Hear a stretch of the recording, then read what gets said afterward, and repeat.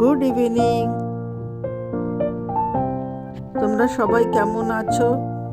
আশা করি তোমরা সবাই ভালো আছো। খুব শীত পড়েছে, শীতের আনন্দ নাও। আর আমার তো খুব ঠান্ডাও লেগে গেছে। যাই হোক, তোমাদেরও ঠান্ডা লেগেছে, কারোর কারোর তো লেগে থাকবেই। যাই হোক, আমি একটা রান্না নিয়ে এসেছি, ওলকপি রান্না চিংড়ি মাছ দিয়ে। সেটা তোমাদের সাথে শেয়ার করছি। কীভাবে রান্না করছি তুমি দেখো। তোমরা প্রথমে চিংড়ি মাছগুলোকে ভেজে নিয়েছি জিরে ফোড়ন দিয়ে। তারপরে যে ওলকপিগুলোকে একটু ভাপ দিয়ে নিয়ে তেলের উপরে দিয়ে দিয়েছি। তার মধ্যে জিরের গুঁড়ো, ধনের গুঁড়ো, আদা বাটা সব দিয়ে ভালো করে কষিয়ে নিচ্ছি, হলুদ সব কিছু দিয়ে। যখন একটুখানি সেদ্ধ হয়ে যাবে, যখন সেদ্ধ হয়নি একটু বাকি আছে, তখন আমি এই চিংড়ি মাছগুলো এর মধ্যে ঢেলে দেবো। আগে ভালো করে এটা কষিয়ে নিতে হবে।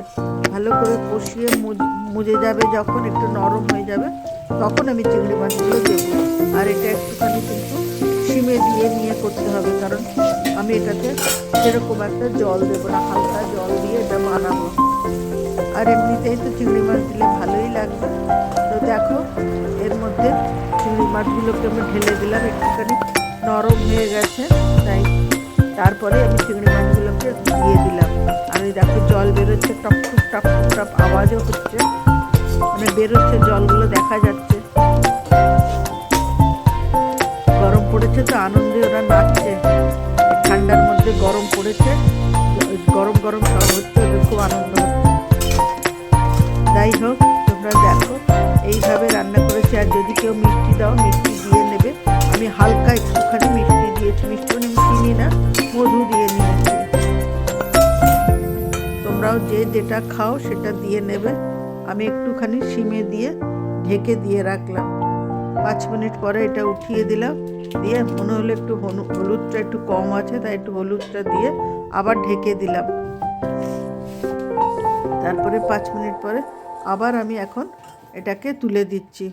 দিয়ে দেখো হলুদ দিয়ে ভালো করে নাড়িয়ে নিচ্ছি। পুরো হয়ে গেলে তখন একটুখানি গরম মশলা দেব আর একটু ঘি দিয়ে নামিয়ে নেব। খুব টেস্টি। আমার ওলকপি ভালো লাগে না, তবুও আমি এই চিংড়ি মাছ দিয়ে বানিয়েছি, ভীষণ ভালো লেগেছে আমার খেয়ে। এই আবার সিমে দিয়ে আমি অন্য একটা কিছু কাজ করতে যাচ্ছি। ততক্ষণে সিমে যত করেছে ততক্ষণ একটু আমি আর একটা রান্নার জন্য তৈরি হচ্ছে। যাই হোক, এই হয়ে গেছে, সিমে দিয়ে অনেকক্ষণ হয়ে গেছে। এবার আমি আস্তে করে এটাকে তুলে দেব, দিয়ে আরেকবার নাড়িয়ে নেব।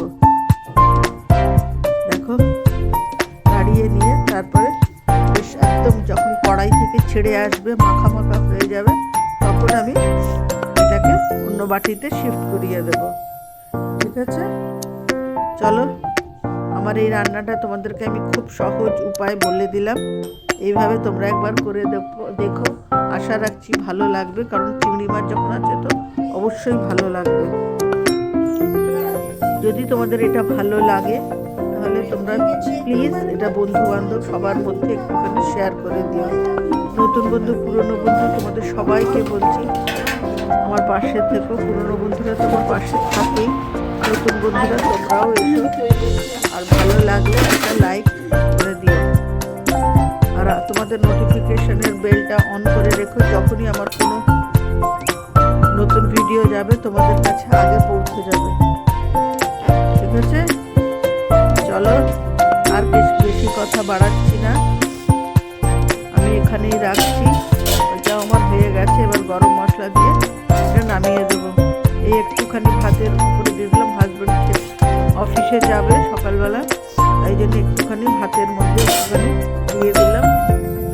গরম গরম ভাতের সাথে গরম তরকারি খেতে তো খুব আনন্দ লাগে, মজা লাগে। আনন্দের থেকেও মজা বেশি লাগে, টেস্ট লাগে। একটু ঠান্ডা হয়ে গেলে, শীতের দিনে অত তো টেস্ট লাগে না, তাই জন্য একটু দিয়ে দিলাম। হয়ে গেলে এবার গরম মশলা, ঘি দিয়ে আমি এটা নামিয়ে দেবো। দেখো হয়ে গেছে। দেখেছ? ঠিক আছে, চলো টাটা।